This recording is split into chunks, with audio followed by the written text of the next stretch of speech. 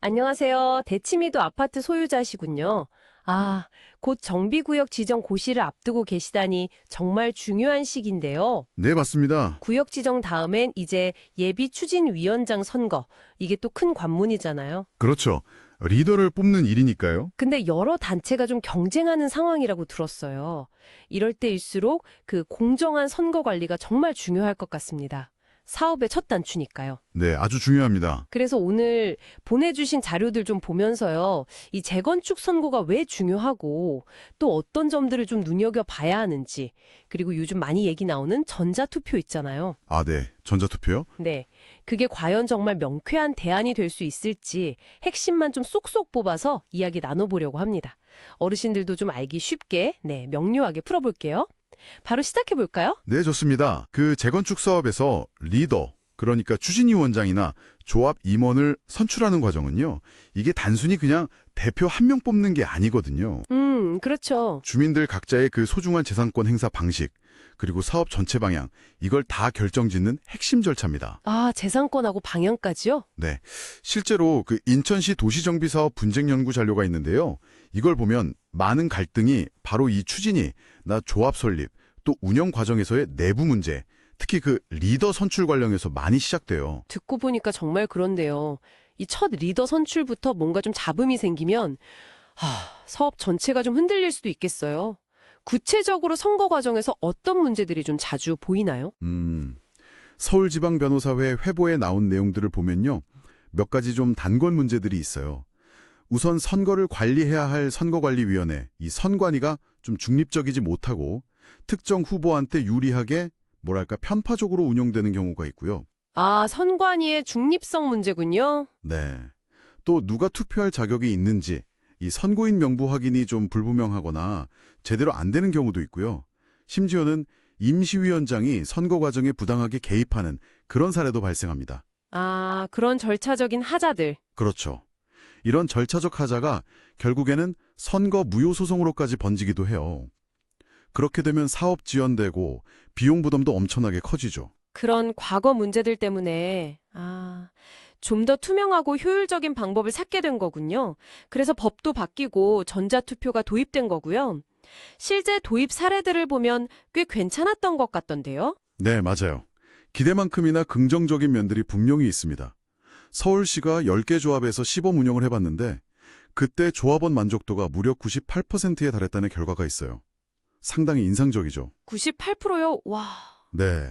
그리고 기존에 서면 투표할 때보다 사전 투표 기간도 줄고 개표는 불과 15분 만에 끝난다든지 효율성이 눈에 띄게 좋아졌습니다.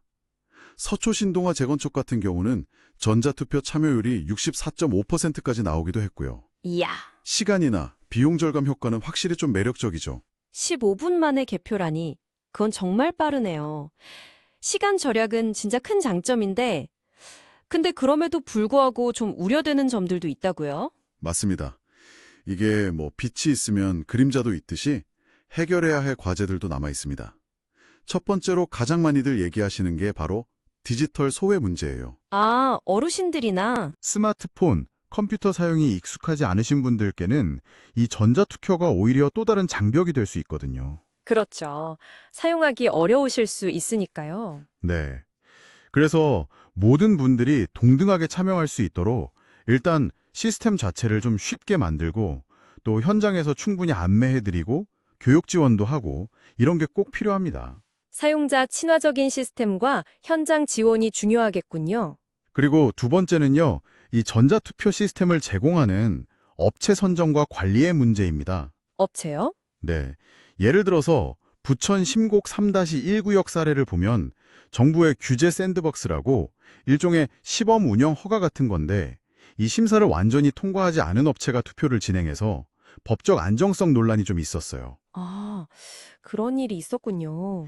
특히 올해 6월 4일부터 시행된 개정 도시정비법은 조합이 전자투표 업체를 선정할 때 지명 경쟁이나 수의 계약, 그러니까 조합이 특정 업체를 지목하거나 직접 계약할 수 있는 길을 열어줬거든요. 아, 조합이 좀 더 자유롭게 선정할 수 있게 된 거네요. 네, 그렇죠.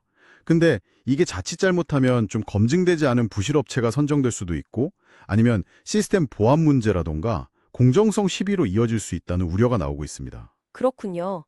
전자투표가 편리하고 효율적이긴 하지만 그 어르신들의 참여 문제라든지 또 믿을 수 있는 업체를 잘 선정하고 관리하는 문제, 이런 게 해결 안 되면 오히려 새로운 갈등의 불씨가 될 수도 있겠네요. 정확합니다. 그래서 대치미도 아파트처럼 이렇게 중요한 선거를 앞둔 곳에서는요, 전자투표를 도입하든 안 하든 이 세 가지 원칙은 꼭 기억하셔야 할 것 같아요. 네, 세 가지 원칙이요. 첫째, 누구에게도 치우치지 않는 선거관리위원회의 중립성. 둘째, 투표권자를 명확히 하는 선거인 명부의 정확한 관리. 명부 관리. 네. 그리고 셋째, 모든 과정을 투명하게 공개하는 투표 및 개표 절차의 투명성. 이것이 흔들리지 않는 공정선거의 기본입니다. 중립성, 정확성, 투명성. 네.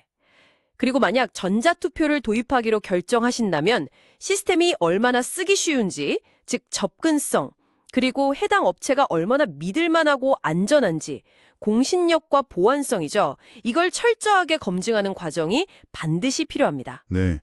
오늘 대치미도 아파트 소유자분께서 보내주신 자료 덕분에 이 재건축 선거의 중요성, 그리고 전자투표의 가능성하고 또 그 이면의 과제까지 좀 깊이 있게 살펴본 것 같습니다. 네. 곧 있을 예비추진위원장 선거에서 오늘 저희가 나눈 이야기들이 좀 현명한 선택을 하시는데 조금이나마 도움이 되셨으면 좋겠습니다. 마지막으로 한 가지 좀 생각해 볼 점을 던져드리고 싶은데요. 네, 어떤 걸까요? 이 공정한 절차를 위해서 제도나 기술을 마련하는 것도 물론 중요하죠. 근데 그 과정 속에서 주민들 사이의 신뢰는 어떻게 쌓고 지켜나가야 할까요? 신뢰 문제. 네. 과연 제도나 기술만으로 이 갈등 없이 튼튼한 신뢰를 구축할 수 있을까? 이 질문에 대한 답을 함께 고민하고 또 찾아가는 과정 자체가 성공적인 재건축을 위한 또 하나의 중요한 여정이 아닐까? 뭐 그런 생각을 해봅니다. 기술과 제도, 그 너머의 신뢰라는 문제. 정말 곱씹어 볼 만한 질문인 것 같습니다. 오늘 이야기는 여기까지 나누겠습니다. 다음에 또 유익한 정보로 찾아뵙겠습니다.